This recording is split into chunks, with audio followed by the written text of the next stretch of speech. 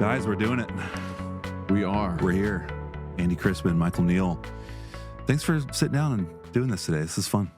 Yeah. Can you cut out that coughing I just did? You want to try that again? Let's try that one more time. You should be a pro by now, Andy. There's a terrible way to start a podcast. Right? You're hacking your lungs out. Worship Table Podcast, Episode 1. In this episode, I think we're just going to talk about what the Worship Table is, why you guys started this and launched this, for what reason. Before we get into all that, I'd love to just do a quick little catch-up. What are you guys doing these days? What are you getting into?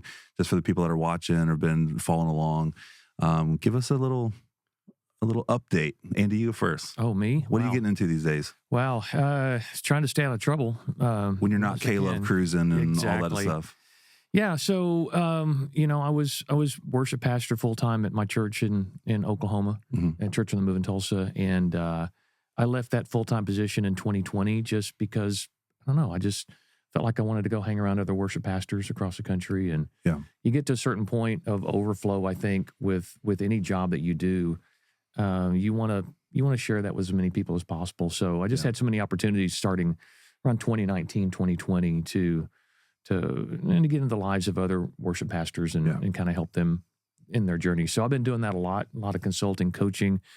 I've got a podcast called 1 Degree of Andy that is now in its third season. Shameless plug. Which is fantastic. It is a great podcast. It is fantastic. I have a lot of fun doing it. So I sit down with, of course, with my days and for him. I met so many people in the 80s, 90s, and 2000s in Christian music. So we just go back and have those conversations. Who's been the interview so far that you've been like, man, I can't believe I'm having this conversation right now? Oh, well, Russ Taff, Twyla Paris, Jeff Moore, Gary Chapman. He hasn't had Michael Neale on yet. I don't know. Is he saving Neale and Webb for? We're gonna let him build his audience a little bit and work towards that. Sorry, I didn't mean to bring that up at the table here, but that's awkward. Yeah. No, so that's going on. I've got a radio show that's internationally syndicated called Worship with Andy Chrisman, and that's been on for. God, we're coming up on 20 years next year. Wow, amazing. We'll have to do something special with that. So I play 2 hours of worship music and interview people like Phil Wickham and Chris Tomlin and Brandon Lake. And you getting to know Michael Neale on that yet? Wow. On that one either? This is going to be a really awkward. It really is. I'm here to just bring us together. This Michael, is more of an intervention. Would you like to be on my podcast and my radio show? Me? Yeah. You've got quite the story. Yeah. That's amazing. Sorry. Yeah, so we actually met on a retreat. Yeah. That's where we met for the first time. And it was great because by the end of the retreat, all the guys on there were like, hey, have you talked to Andy yet? Have you talked to, and it was really just your passion for sitting down one-on-one with guys in an environment like that where you kind of shine and you just love having those conversations. And there's a caveat about that. Michael was supposed to go on that. Oh, that's right. Me. Yeah. That's right. He backed out last minute. I did. And I was 20 years older than everybody at that retreat. And so I think that was part of the, grandpa's over there sitting by the wise sage. By the creek. You were his coffee. You camped out by the creek, and it was like we all had like our time with Andy. Go down by the creek, it was really nice. But it was beautiful. So that's how we connected, and then we've worked together quite a bit since then. Yeah, it's been awesome. Then Michael, we're here, and this is your digs here. Thanks for hosting us. And yeah, absolutely. We just moved down here to Northwest Houston and serving on the team here at Champion Forest. It's just been amazing looking after the creative ministries and all that. So. Years as a worship pastor, as you know, and just walking alongside guys as well. Feel like I've been doing it for 100 years. It hasn't been 100, but in church years, it has been. But yeah, so now this season of life, just being friends with Andy all these years and you, and it's just the right time to kind of come alongside guys and encourage them. Yeah. And creative leaders in the church face a lot of unique challenges, and so. Our heart is for that specifically. And so this is pretty cool to get to do this. I love that. As you were talking, I reflected back on one of my earliest memories of you. So our families go way back. Yes. And I remember you were coming through town doing a concert, I think maybe at my dad's church or in the area.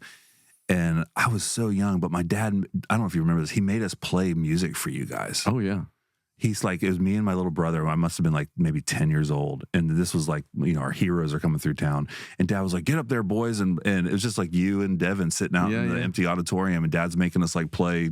Oh, yeah. You put on a concert. It was amazing. You guys were so the shame young I and feel so even in this moment. Yeah. Well, and you all played every instrument, and you kind of like swapped around. Hey, you play drums now. Hey, you. And I was just like, these kids have For us, it was like the equivalent of like Michael Jordan's in the gym, go shoot some free throws. That's how it felt. Like, what are we doing, Dad? You're killing us. But, well, this is great. I wanted to just hear a little bit your vision behind the worship table. Why did you guys start this? It's been going for a little while now, and you guys have been doing some great work with worship pastors around the country. But just give us the heart behind it, the vision behind this. Well, Michael, I think I called you about 2.5 years ago. I remember where I was. I think that my wife and I were in Las Vegas having breakfast somewhere by a pool, and I just kept seeing the same thing over and over with worship pastors that I was coaching and mentoring, that there was a lack of community. The artists in the church felt a little isolated from the rest of the staff, a little bit misunderstood. Yep. I've felt that way my whole career, just like a little bit of fish out of water, being, talented enough to be on stage and lead music and lead a crowd, but a little left-footed when it came to jumping into executive meetings and all of the things you got to do through the week at the church. And it just those clothes didn't fit me very well. And so over 20 years, I kind of learned how to adapt. And I saw myself in the journeys of these younger worship pastors that I was starting to work with. And like I said, I started noticing a pattern that, I just feel like we need to gather worship pastors together and say, hey, it's okay to feel this way. Hey, it's okay. We're all struggling with the same thing. It's not so much about you need to lead worship more this way, or, here's how you can lead a band better or grow your team more. And there's lots of organizations out there that can help you do that. I just felt like we needed more of a brotherhood of guys coming together and, locking arms and going, hey, let's encourage each other, so that we can all get across the finish line the right way. And so you had that same heart, and we connected instantly on that in those conversations. And to me, that's kind of where the idea for the worship table was born. Yeah, absolutely. I mean, it resonated with me. We all get those calls from, different folks at different times where they're in a struggle, they're in a staffing situation, or they're having an issue with, relating to their senior pastor, or they've got, drama on the team that they have to sort through, and like you said, you can feel pretty misunderstood and maybe a little ill-equipped in some areas to kind of, we're kind of expected to be in a lot of different camps, the artist, the leader, the pastor, the shepherd, the caregiver, all the things together. And so my whole life, I feel like I've been, reaching out for guys to say, I need you to kind of help coach me. What can I learn from you? Because I always feel like I'm in just a little bit of, deep water, And so I think that really resonates with a lot of guys out there, that they sense it too. And if we humble ourselves and kind of go, okay, I need some, brothers to walk with me in this. It just resonated with me completely. And we've seen it, even the things we've already done. We've just seen the connection the guys are making. Yeah. So it's a big need. Yeah, I love how you said we find ourselves underwater a lot. And that's a really good way to explain that. The weekends come with shocking regularity. They just we used to say a Sunday comes every 3 days. That's right. It's wild. And we find ourselves, if we don't have community, if we don't have we don't have people around us to unpack what we're feeling. And that can be dismissed for the way we're feeling and the way, what does God want to do through us through music and worship? That can all get buried under the duty of keep going. The church has got to grow. Your team's got to grow. You've got to grow. Yeah. But everything rides on your performance this Sunday. So just remember that. And that you can wake up 3 or 4 years later and wonder, how did I get here? Right. How do I survive this? What percentage of worship leading, being a worship pastor, is actual Sunday, though? As you're talking, I'm like, there's this cocktail of leadership and navigating meetings and leading teams. And a lot of people. The talent is what you said, Andy, is what kind of got him in that position in the first place. So that was there. But now it's like, okay, we need to be a good theologian. We need to know our scripture. We also need to be a good executive leader in some cases, or know how to at least, and we need to be a volunteer recruiter and builder. And we need so depending on the scale or scope of ministry, the stage part, or even the part that we may have been allured to in the beginning, I want to do that, ends up being such a small percentage of what we actually get to do. Have you found that to be true? Yeah, it ends up being backwards. For the vast majority of us, why did we get the job that we have? Not because we're great in the office Monday through Friday. It's because we can get up on that stage and sing and lead music and draw people into the presence of God. And that gets buried throughout the week. And again, years down the road, it becomes a thing we're judged on ultimately, but it's almost the last thing that we prioritize through our week. Right. And it just flips everything upside down. And as an artist, you just want to express yourself. We're weird creatures. We're hard to understand sometimes. And so a lot of the mentoring that I do with worship pastors is, let's go find that first love again. Yeah. That's why they brought you in. Right. Was because you connect well with people on that stage, and you're getting to the stage empty. Well, and you lose the joy of doing it, right? I mean, exactly. It's like eventually you get to where it just becomes a job. How have you guys been able to kind of sustain the joy of leading worship, leading other leaders through the years, and continue to show up and do this with, what fresh perspective, and what are some of the tools that have kept you in it, kept you faithful, kept you, in the game all these years? Well, yeah, the thing you said too, with regard to the platform, we so many times are given a platform because of the gift that goes beyond what our emotional infrastructure can handle, or the weight of the spiritual responsibility of being. Yeah, that's a big one in that role. And so we get out overextended, in the scaffolding underneath is really shifty. And so for me, sorry, I kind of went a different direction. No, this is great. I'm actually taking notes. This is good. But that piece of it, kind of fortifying our internal life, our inner life, fortifying our sense of who we are, that it's not, the identity isn't wrapped up in the gift. It's a stewardship issue with what we have to offer God and to offer others in service.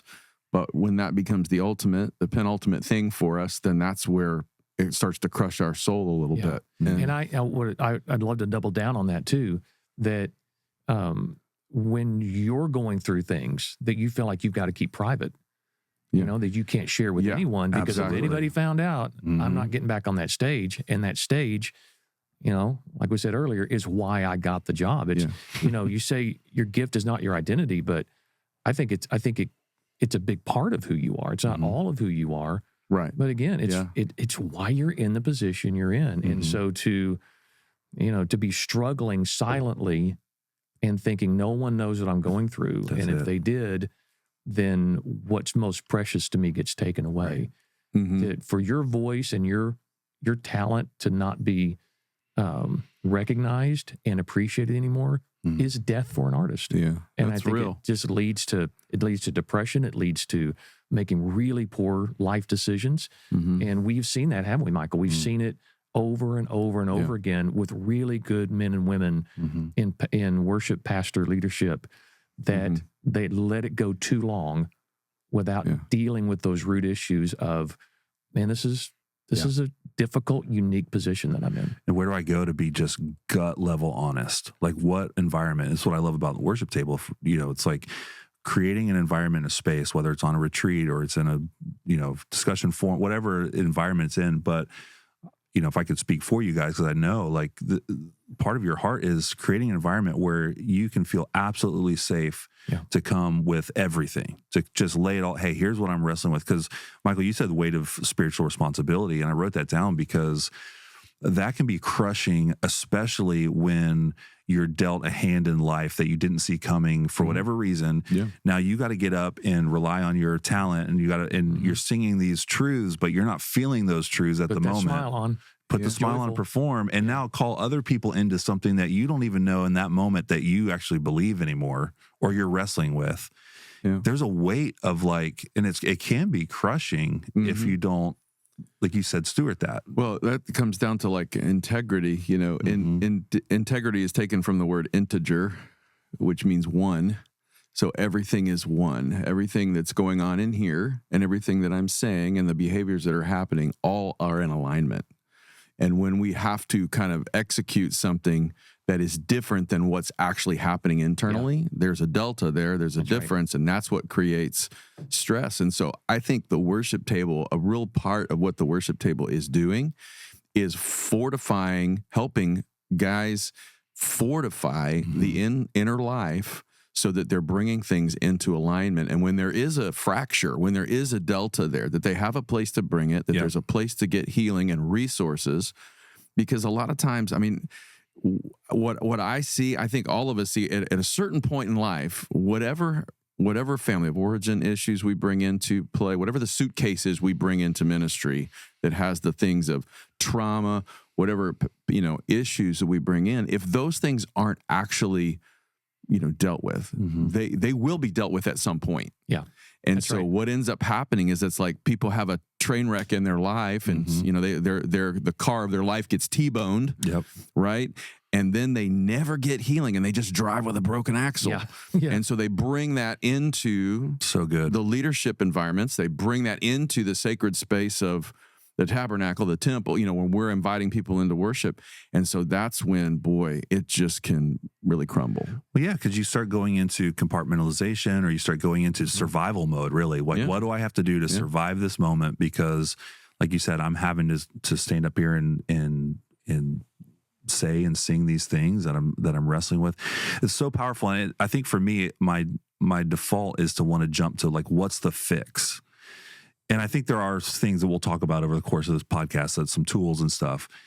But what makes the worship table so beautiful, I think, is it starts with connection and attunement. It starts with having a place to log on and just even be able to say or call or text or say, hey, I'm singing this song this Sunday and I'm really wrestling with this truth. And I still have to get up and sing it because my job depends on it. I still got to get that paycheck or whatever it is. But I just need to connect with someone and say, hey, I'm not feeling it this Sunday.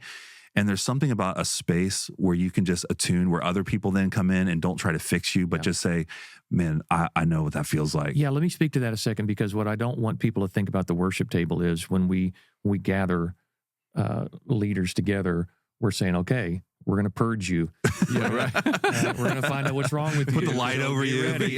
This is going to be traumatic for you to get all this out. It's not what this is. No, what we're doing is creating a space to come together. It's as much as anything, it's preventative. Yeah. That's it's getting people out of isolation that feel like they're alone. And leadership is difficult. Leadership is lonely. Talent is lonely. You find yourself in this unique position of, I'm not sure anyone understands me. Right. The people on the worship table, we understand you. Yeah. We know what you're going through. Michael, you and I have been doing this a long time, and we've seen just about everything there is to see in this thing called worship pastoring. So nothing surprises us. So come on, let's just talk about it. Let's create a space to ask questions. I love asking questions. This is when I sit down with worship pastors, I'm like, when's the last time you actually questioned what you're doing? It's okay. That's okay. You need a space to do that. You might not be able to do that in a pastoral meeting or an executive meeting for fear of, is this guy on our team? Well, you can come here and ask those questions, and let's wrestle with them. Let's figure this out together. And then over time, that trust is built to where eventually you could say, hey, you know what? I'm feeling this, and this isn't healthy, and I need to express some things that I haven't been able to express before. Sometimes it's preventative. Yeah. It's not just come to the worship table if you're struggling and you need to get some stuff out and dealt with. It's also like, Let's do this before these things let's happen. Strengthen. Let's strengthen. It's like Maxwell says, in life, you're either preparing or you're repairing. That's right. And repairing is a lot better than repairing. Repairing is more expensive. Yeah, that's right. Yes, it really is. I mean, when I think about, too, going off what you said, Andy, coming together at the worship table, it seems that we've identified like 3 kind of pillars, or if you will, of what needs to happen for us to be a healthy leader. Like you need to have these things all functioning together for things to be stable, for things to be fruitful. And that's, soul care and spiritual direction. Like we all have to take care of our mind and our emotions really well. Right. Then there's the leadership development piece. There's all the best practices of how we develop ourselves as leaders. But that third thing is community. That's right. It's real, authentic community. It's connection. It's knowing that I've got Andy, I've got Drew. I can call somebody and process these things together. And if we don't have all 3 of those functioning together, we will have an underdeveloped ministry. We'll have an underdeveloped life. We have to have all 3. Yeah. And it might not show up immediately. Right. It might show up 10 years down the line, 15 years down the line, 20 years down the line. But if you can get to it earlier, like you said, it's a lot easier to prepare for those things and fix them early than it is we just don't want worship pastors waking up at 35, 40 years old going, I don't want to do this anymore. Right. I think that's a waste. Yeah. Right. Well, it sneaks up too. I mean, practically, what does that look like for the worship table? Because we're going to continue to get into like the struggle and the unique challenges, and even on this podcast, there's going to be a lot of philosophical and even theological conversation, but there's going to be practical tip. I mean, we're going to kind of run the gamut. But for the worship table, if this is someone's first experience with this, what can they come to expect? Because I love what you were saying about the 3 pillars, because we've all been on the retreats and done that, and we see like high value in that. I mean, that's something where clearing out a space for a few days, like we were talking last night, Andy, like removing all the distractions, removing all the escapes, and just having a place where you can show up and truly get refreshed is important. And it can't just end there. It has to also continue on. I think the vision for this has been kind of a both and, which, we do retreats, but that is just kind of like the huddle, the pep rally, the icing on the cake. It's what's happening daily and weekly. So just kind of give us a little practically, what does it look like for us to stay connected in community through the worship table? Well, I think you get out of something like this what you put into it. And we're only going to be as effective and as strong as we engage those things that are around us. And I think our hope is to continue to build connection and community so that it's not necessarily yes, we're going to bring best practices and all that, but we're connecting people together where they're meeting new people, and developing friendship, so the best practices, there'll be lots of content, I think, that we'll be dropping in best practices, bringing other experts, like high-level leaders into the field, honest conversations about what we're really dealing with. So there's interactive content that they're going to be able to engage with. There's retreats. There's going to be 1-days where tables are going to come together, because we chose the table. I love it because it's a place of communion. It's a place of fellowship. It's a place of eating together. The table was at the center of so many things in Scripture and in Jesus' ministry. And so for us, it's like, let's it's not rows, it's circles, right? It's getting together like this. And what's really cool about the table is the retreats that we've done. The best times and the most activity we've seen are at the table. It's at the breakfast table. It's at the lunch table. I mean, we've had plans that we've canceled and modified because the worship pastors were still gathered around the breakfast table, drinking more coffee. It was morphing into lunchtime, and they're still talking and connecting. And you're like, this is what we don't want to disturb. Right. So the table really, and you came up with that, Michael. That was your. Well, literally, it was just that. It was like I want to have a conversation. I want to share a meal, because so many times we, like, even in our churches, we end up relating around the lobby. We relate around the small talk of things. But it's when you invite people into your home and you are able to sit down and like we did last night, watch a basketball game together or have a meal. That's when you get to know each other and you feel known. Yeah.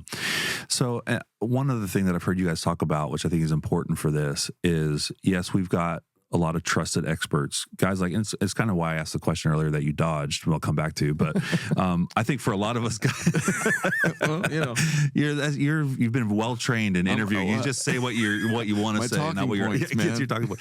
I love it.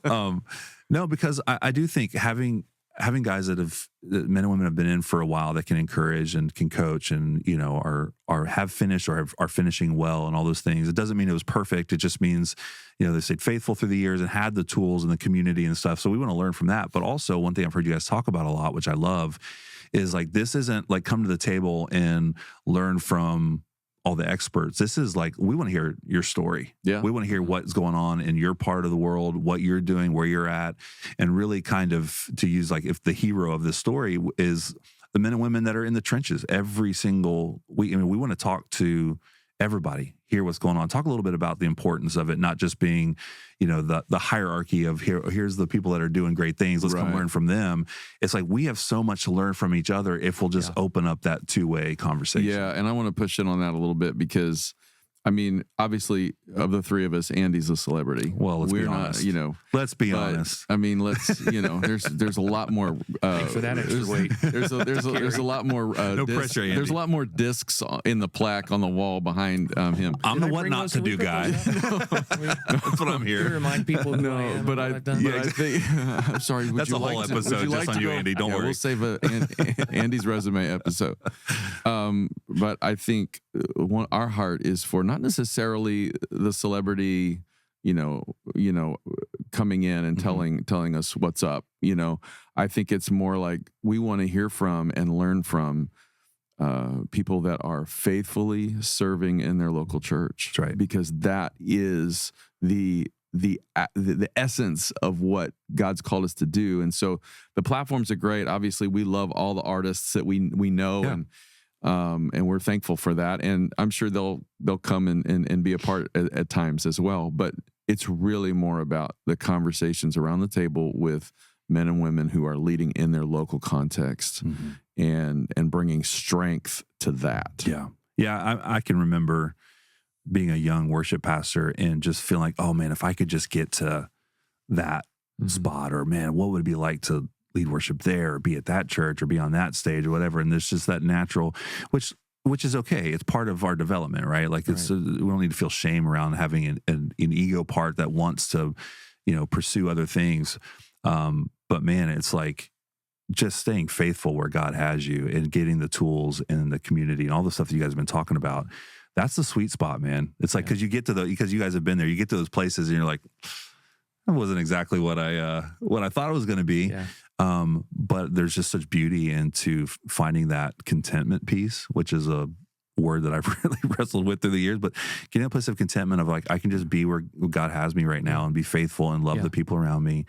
And we want to highlight those stories. Those are the people we want to talk to. Those are the people that I want to learn from. Honestly, the ones that have stayed in, a context and just stayed local and faithful and all those things. One other quick question before we close. I'd love to end kind of pastorally, if that's okay. So if there's a worship pastor or worship leader right now who is feeling some isolation, who's feeling alone, or is feeling, hey, on the health scale, I'm fine. There's some slippage going on here I need to address. What kind of encouragement would you give to that worship pastor who's feeling alone? Like, does anybody get me? Does anybody understand what I'm going through? Or even, if I can be honest, I don't know if I want to do this anymore. What would you guys say? I know that's a massive question. Well, I'll start by saying, as you get to know Michael and I in this journey, I'm more of the baseball bat. Michael's more of the scalpel. So, go to Michael with your emotions. Yeah, exactly. Just kidding. Well, no, I'll just say Scalpel. that for me, the broad answer to that. Neither one of those sounded Michael good. will come back and go, now let's talk about all the. You're gonna hurt no matter what. Like, So Andy hits you with the bat, and Michael repairs you with the scalpel. Got it. I think the thing that I would want worship pastors to know is you're not alone. What you're feeling is not unique. And stop thinking that you're the only one that's dealing with this. And the beauty of reaching out and allowing yourself to be part of a community is you hear other people and you put yourself in context and you realize, my problems maybe aren't that bad. And I was dreaming about being in a ministry like he is. And I don't think I want to do that now. Now that I hear his stories or what they're going through, I'm not built that way. And to go, okay, God, you've got me exactly where you want me to be. So let me get in community and see the bigger picture of what you're doing, because isolation is the enemy. And when we're isolated, all of our problems become so huge when really they're probably not. And that's where I swing my baseball bat and just go, get over it. Get over your pride, get over your fear, get in a community, and let's start asking questions together. Let's talk about it, because we don't know what we don't know. And until you have conversations with somebody else that does what you do, well, I'm not saying there's no real expert out there on how to do ministry. We're all just doing the best we can, and we can do it a lot better in community. Well, and that tough love, Andy, is sometimes what we really need, because I will say the lower you get, the harder it is to want to pursue community. It's almost like this vicious circle of isolation. You get isolated, and it's almost like, oh man, to kind of force myself sometimes, or I should say even lead myself to, I know that this is part of the solution, is to surround myself with people and to get that. That can be tough. I mean, sometimes, like you said, get over it. You have to just say, okay, I know this is good for me. And a lot of times, whether it's a retreat or a worship table event or whatever, I know there's times for me when I'm going into community, I don't want to go. And I'm always at the end like, man, I'm so glad I did that. There's something in us that makes us resist that kind of connection when it's exactly the antidote we need for. We talked about this earlier. Before we started, I'm a serious introvert. This does not, I don't gravitate towards groups and sharing my story. You won't even talk to us on the breaks. I know, right? I'm just going to goes back to his green room. Go back to my private green room and see you later. It's not true. But it's hard for me. And so it's a discipline for me. And I see the value in it, just going, I don't want to do it, but I do it, and it makes me better. And to be with you guys and to be with our team that's putting this together, it's good for me, because I need this in my life. And if I need it, I mean, I'm just going to assume that everybody needs it. I couldn't have said it better. I mean, the enemy of our souls wants to keep us isolated and believing a lie that we're the only one, or that we're the one that feels this way, like you said. And so for me, like reaching out when sometimes you have faith for me when I don't have it, like that sense of like brotherhood that, like, you know, if we're gonna go over this wall, all of us have to get over the wall, not just one of us. And so it's a sense of connection, and your strength can be my strength, and my strength can be your strength when you need it. That's really what it is at the end of the day. So good. Guys, thank you. This is excellent. I'm excited for what more to come. Next episode, we're talking about specifically the challenges that worship leaders face, things like imposter syndrome and all that. So we're going to dive into that. But this has been a lot of fun. As you were talking, I was thinking maybe Andy should close us with "Where There Is Faith." I feel like that would be a good exclamation Build point on this. You were kind of leading him into that, but he didn't take it. A little bit of a copyright issue there. So just go to Spotify. Go to AndyChrisman.com. AndyChrisman.com. There it is. All you want. Awesome. Thanks, guys. Thank you.